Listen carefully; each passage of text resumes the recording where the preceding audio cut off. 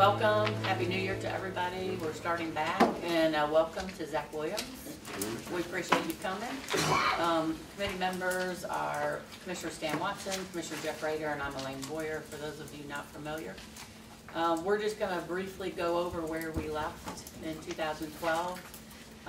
We've kind of talked just a little bit about where we'd like to head, and I know this is a 30-minute slot, so we'll try to narrow it down and move forward. Did the commissioners have anything they want to add before we get started? No? Okay. Okay, go ahead, Larry. All right, thanks, Commissioner. As you know, we had the first reading of the ordinance last Tuesday, and normal course, I think until the 22nd, and I think that would be an opportunity, of course, to review plan design, to answer any questions that the Commission might have. At this point, the Law Department has completed the majority of the work on the legislation for the hybrid plan, specifically on the DB portion of the hybrid plan. There's still a little bit of work to go on the DC portion of the plan, which they should wrap up, we hope, in the next few days. We also received a request to present to the ERCS committee what a typical employee's check would look like at the end of 30 years of service. So Siegel has provided this presentation for us, and we'll turn it over to Eric to answer any questions if we can take a look at the presentation. Sure, that's fine. So we've Okay, commissioners? Yes. We prepared booklet for you here. Starting on page 1, just a summary of the plans. What we're calling Group 1 is the pre-2005 hires. Their contribution is going to go up to 10.48%. Group 2 are employees who are hired after September 2005 and before the effective date. We're saying effective date because we're not sure. I think it's been tentative April 1st, but whenever that date is, they'll go up to 8.57%. And then new hires or employees hired after the effective date will pay 6.42%. And this group is, we'll get the hybrid plan, Group 3. On page 2, as I said, we showed you retirement income for sample employees, so just to disclose some of the assumptions we're going to use. For the DC portion, we're assuming 5 and 6%. So we show you if you earn 5% what you get, and then if you earn an additional 1% more, what that would give you. So then you can interpolate whatever you think you're going to earn over your career. The other thing you'll also notice is that when we show you your replacement ratios are focused on purchasing power. So therefore, if you have a plan that does not keep up with inflation, like the CABS plan, then it's going to erode purchasing power over time, right? So you're going to retire, you get $50,000 a year. 20 years from later, you're still getting $50,000, but that's worth a lot less now. And so we have a way of accounting for that with the replacement ratio. So when you look at those, you're going to see you're not going to see 75% after 30 years because that's not really, that doesn't take into account purchasing power. And then on page 3, but at your date of retirement, the purchasing power is unaffected, right? Right. The date you retire, yes, but from that date forward. So we show you both. We show you the day you retire, what you get, and then we show you. We never had an escalated program. I was just sitting there thinking. But it also is dependent on which annuity you select. Joint survivor will have a lower replacement ratio than straight life. Yeah. That's like. Okay. So on page 3, we're showing you a sample employee after 30 years of service. This employee is hired at age 32, works 30 years, and retires at age 62.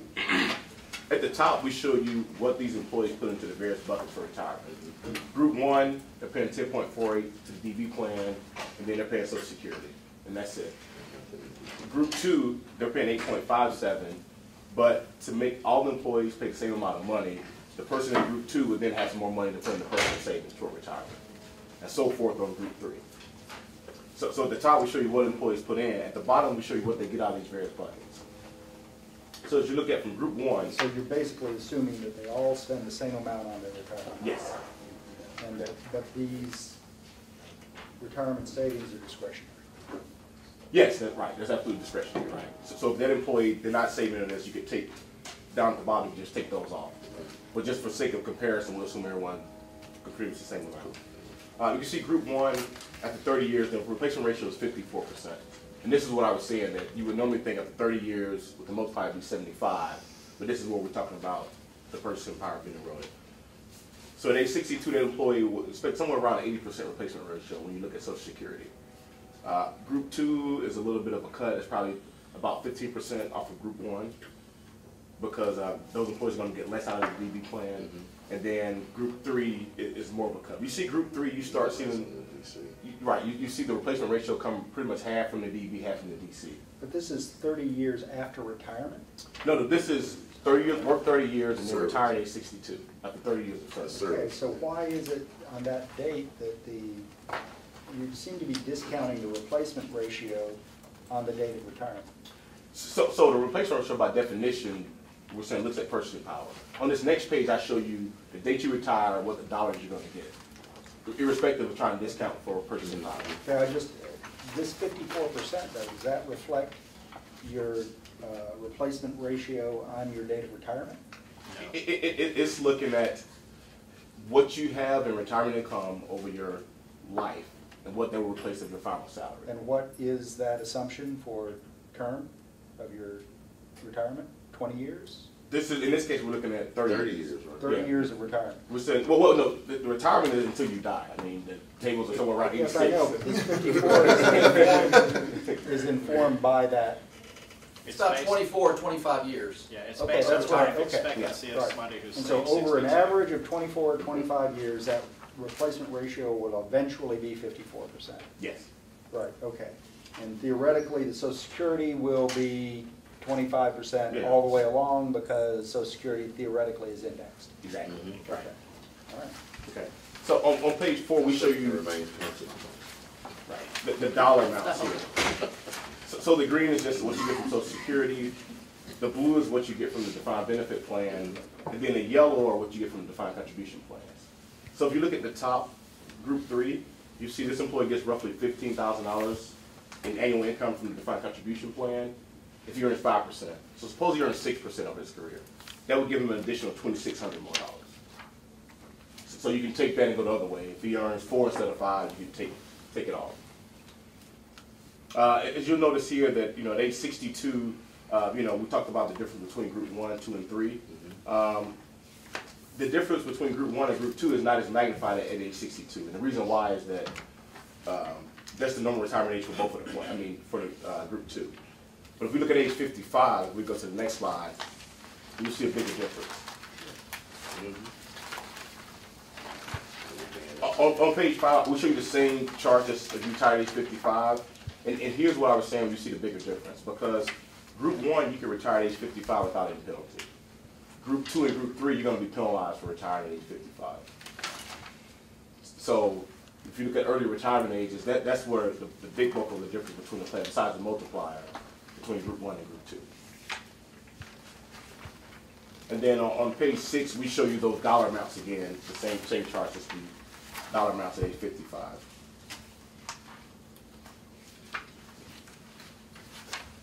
So these first two scenarios we looked at, you work a full career, what you get at age 55 and 60. The one feature of the hybrid plan that doesn't exist in the defined benefit plan is that actually, the hybrid plan actually benefits those who terminate more than a traditional defined benefit plan. And so I want to show you what happens if an employee terminates mid-career. You work 15 years and then you quit, what happens? On page 7, we show you that the same employee, so let's assume he works 15 years, he quits, and then he actually decides to retire at age 62. He works somewhere else and does whatever he is. So as you look at the replacement ratios are really close between all the 3 plans.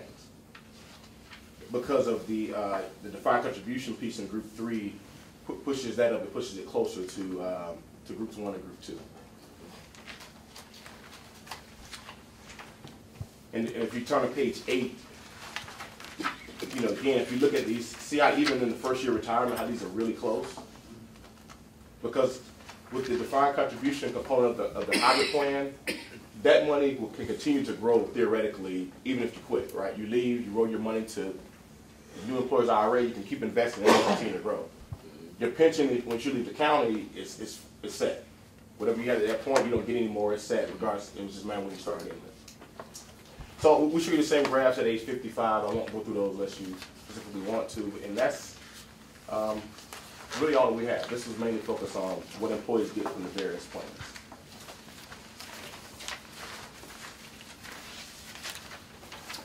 how are you all disseminating this information to the different departments?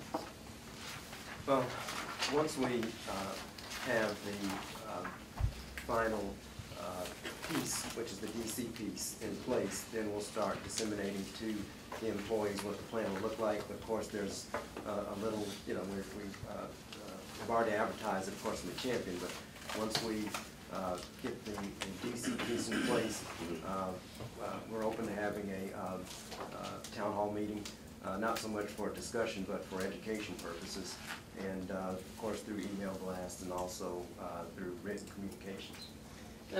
The only thing I'm concerned about is making sure that the employees can come to these meetings. Mm-hmm. I mean, our meetings, we're trying to be open by televising them, but they're in the middle of the day, and, you know, it's complicated.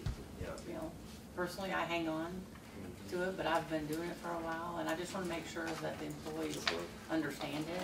And I think there's a fear just talking about it that's associated with the change.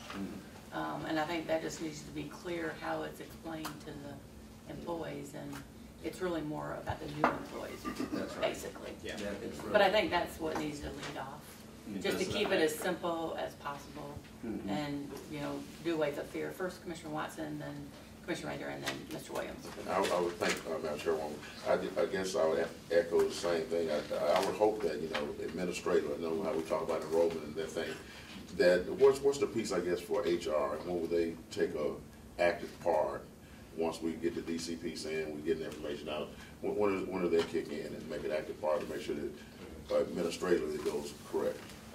HR wouldn't have an active role in administration, but certainly as they relate to new hires, we would include in their new hire package information that's specific to those individuals that will come in under this plan. And so we would work closely with the HR folks for new employee orientation, which our staff presents at those new employee orientations, to let those folks know what their incoming folks know what their benefit will be.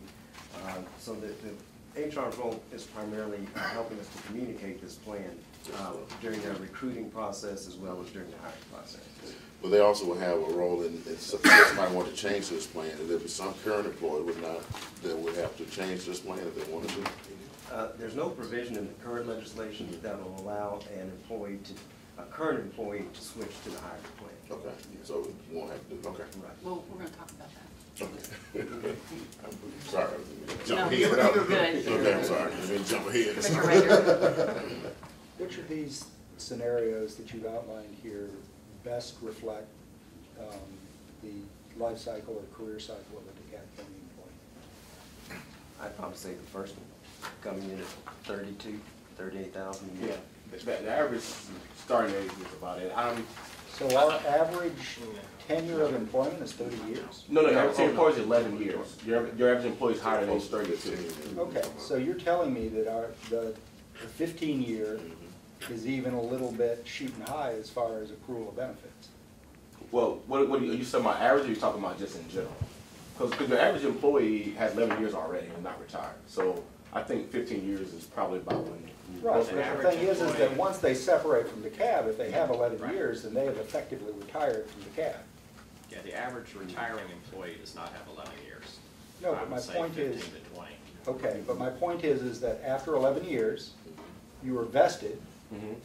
and so you can begin to take those retirement benefits at the point at which you're eligible, right? Right. So effectively, you're retiring from DeKalb County with 11 years of service and with the retirement benefits associated with that. And we showed you that option, those last two options. We showed you an employee who's retired at 15 And I years. think that that's instructive because our average employee is not going to be a 30-year employee.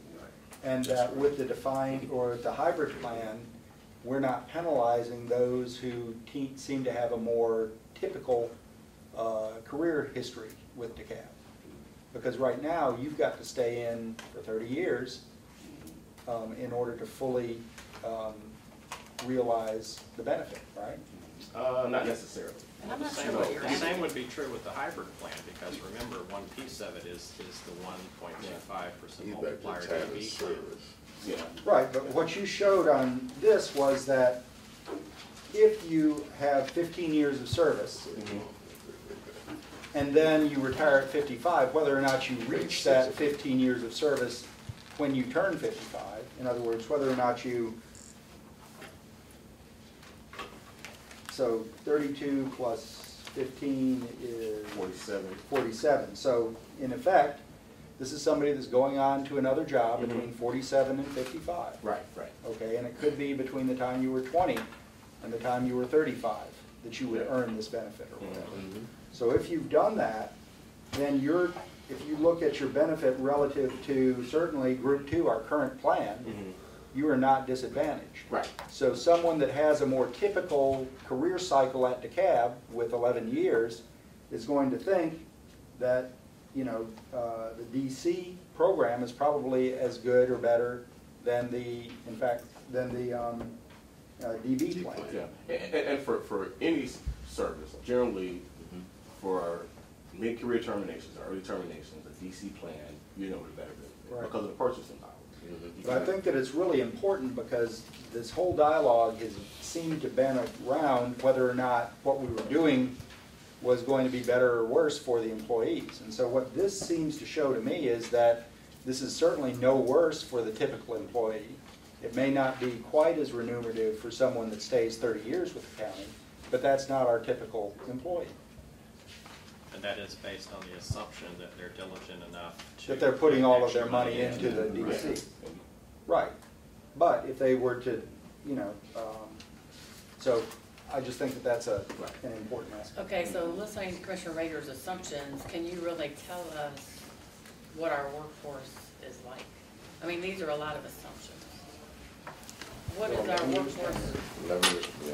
But I mean, is that really true? Well, 11 years? I think y'all are asking two different questions. What I think you're asking. I'm is trying to what- understand. What a typical. He's making a point, but I really don't understand your question. Question was, is the hybrid plan comparable or comparatively remunerative to our existing plan for a typical employee? And I think the answer is yes. I think so too. That the typical employee is not going to see a substantial reduction in their benefits based on these assumptions if we move to the new hybrid plan. I think they have one big caveat on that. That's assuming that the contribution for the hybrid plan remains at 6.42. That's a huge caveat. If it doesn't, you'll see how I had footnotes. So then they'll be paying more. They'll be paying more, so you have less that put in for- DC. right. But given it stays at 6.2, right, it's not that big of a cut. Well, and then there's another assumption here, which is a 3% increase in pay on an annual basis. Right. No, let us talk about it. So that may or may not be. Your average employee is 41 and a half and has 8.5 years of service. So they were hired at age 31, feels like to me. But the average has 8.5 years. I'm just saying, when y'all talk to employees, it's gonna have to be a little simpler than this. You know, I know I'm not the brightest light bulb in the building, but you all are talking on a level that is not gonna relate to the normal employee. And so I would like you to tone it down just a little bit as far as talking to whatever group, however it works out that you're talking to different groups, if you're going to different departments, would you please make your presentation based on the receiving department and what, you know, I don't know how to describe it, maybe their salary levels are, just so they understand it. I mean, this is quite complicated. You're talking about a lot of assumptions, and that's if they make those contributions themselves. Absolutely. We can They take make it 38,000. Well, and those, yeah, I mean, we need to really direct it more to the folks in the department and let them understand it. I just think this is way too complicated for the average Joe, and I'm an average Joe. Well, in my opinion, the best place to capture these employees and tell them about the pension plan is a new employee orientation. I don't doubt that one bit. I Because, agree. I mean, there's no use explaining this to existing employees. Unless Because they they're want not to gonna- change, Until we make that decision. well, we're gonna talk about that, Okay. but, All right. I mean, I think, that's the third time, right? Yes. Just, I'm sorry, just in terms of to me, the most important message to get across was the hybrid plan, is that if you're in that hybrid plan, you have more responsibility to save toward your own retirement than the other plans. So you've got to pony up money out of your own paycheck. You're not going to have retirement security. unless you put your own money away, which is the biggest difference in that hybrid plan. Well, and that's the kind of language that I think needs to be said. I mean, it needs to be spelled out I in agree. simple language that you need to make those contributions Yes. yourself. Okay. Okay, I appreciate that. Commissioners, do you have any other comments about this? That's right. Well, it's still not about this particular illustration. Okay. All right, so moving on, yeah. Moving on, Larry. Okay, well, that's really the extent of our presentation today, and we are open for questions. I don't think there's any more questions regarding this. Okay. I think we'd like to, as a consensus, defer this to one more meeting. And we do want it to look at language that could be inserted into this that would give the option to change plan if the personnel wanted to. Okay. And that, Commissioner Boyd, would trigger a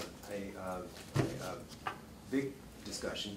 And just sort of for background, let's say if we added to this legislation the option of changing, allowing current employees to opt into the hybrid plan, we would effectively push back the implementation date 6 to 8 months, and that's conservative.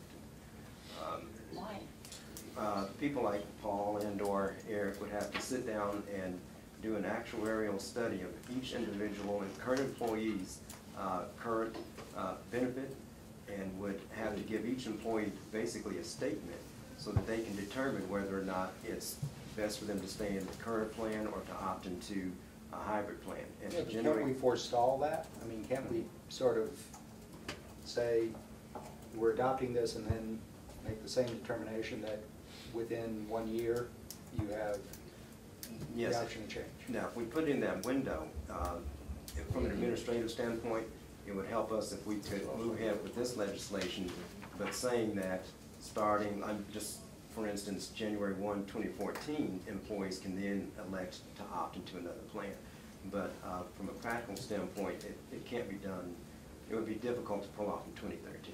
Then why don't you take Commissioner Rader and Commissioner Watson's suggestion and give us language like that the next time we meet? Okay. And what we're trying to avoid is to have a subsequent plan. We don't want, plan 1, plan 2, plan 3, and then plan 4 in 9 months. Mm-hmm. And then somebody think of something else and have plan 5. Mm-hmm. Yeah. So that's what we're trying to do, is to place all of the caveats into this revision of our pension system, because 3 is already a lot, Yeah. and we don't want to have more. Mm-hmm. And this might be a good time to sort of reiterate that long-term, these 3, what we're proposing will eventually be 3 contribution tiers over time. The Seagulls need to capture 8.63% of pay from employees. And that number over time, as the people like Paul and I kill over and die off, Thanks. yeah, those people Happy New Year. Yeah, that are paying 10.5%, that pool will shrink, which will put more pressure on the remaining participants to increase their contribution level. So these 3 tiers are not permanent. Not only die off, but retire. Mhm. That option, no do longer you? be contributing to Yeah. the plan. To the plan. Eventually, you'll get back to 2, right? Get back to 8. Yes, and eventually to 3, To 3. as the 1s and 2s But that's the retire. plan. Oh, right. We know No, that. eventually you'll have 2 tiers, and then eventually. Yes. That's what you're saying, yes, Eventually, yes, just the yes. hybrid plan participants. But that contribution would more than likely be more than the 6.4% that's being projected now when groups, when the 2 current retiree groups go away. Yeah, that's One it. big reason for that is that the unfunded liability in the current plan is going to outlive current employees. It can't get paid off over the remaining careers of current employees, and that's the big thing that we're wrestling with here. Or one of them. Well, I think that's still the will of the board to defer for that. Okay. So if we could, get back to us. I think we're going to meet again next week. Is that right, Jim? We'll have to. Our new schedule, Yeah, our but, new schedule will be out tomorrow. okay. Okay. And any other questions from the commissioners? Let me make it clear, are we talking deferral of the item at the board On meeting Tuesday. next? Okay. Yeah, but we would like to see the language in. Okay, well, just so you know, it'll have to go through a re-advertisement process. We understand, but we're trying to do it all now, and Okay. as Commissioner Rader said, not continue to have different plans. And I'm gonna take a play out of Commissioner Watson's playbook and say, I know there's employees that here today. Is there any employees that want to ask a question? You gotta be an employee. I don't want to ask a question, I'll just make a statement. As a department head who manages a good number of people that you're talking about, and I agree completely that it should be personal responsibility, but I'll say that living in Atlanta, making $38,000 a year, if you're expecting people to save 3 or 4% of their salary, it ain't gonna happen. Just, it's an unrealistic expectation. Consequently, I think it's an unrealistic assumption. We're some of those people, that's what we do. Yes, Welcome ma'am. to my world. All right, we appreciate it. We thank you for all your hard work, and we'll see you next time. All right. Oh, you have new business? Oh, Hold on, oh, I'm oh. sorry. Whoa, Oh, yeah, let's do Yeah. the minutes first. I was just really trying to get So you're trying to get out of this, trying to help you. it. Okay, I'll entertain a motion for minutes. So now, President, I would move that we approve the minutes of our last meeting. Okay? Second that? And I call for a vote. All in favor, say aye. Aye. Okay, the minutes pass. Thank you very much, Commissioner Watson. And Commissioner Rader has new business. Yes, and my new business is really old business. Last August, we entertained nominations for an unfilled seat on the pension board. And I would like to advance a nomination of John McMullen. Big guy. And here was the other applicant. I think that we've all had a chance to interview and review their qualifications. And I'd like to just move that forward. We've been without a member of the pension board for. John's the big guy from Georgia. That's right. Georgia, okay. That's right. So I'd like to move the nomination of John McMullen to the pension board. Second. I'll second. Oh, you second? I'll second. Okay. All in favor? Aye. Let me ask you a question. We've got to walk this on. Yeah, I need something. Okay, cool. I put it on my to-do list for tomorrow. Okay, yeah, walk it on, or if we can get it onto into the package, that'd be great. If we can't, then I'll just walk it on. Well, we'll get that. That sounds good. I like John, big John. Okay, very All good. right. Thank y'all very much. So, Thank y'all.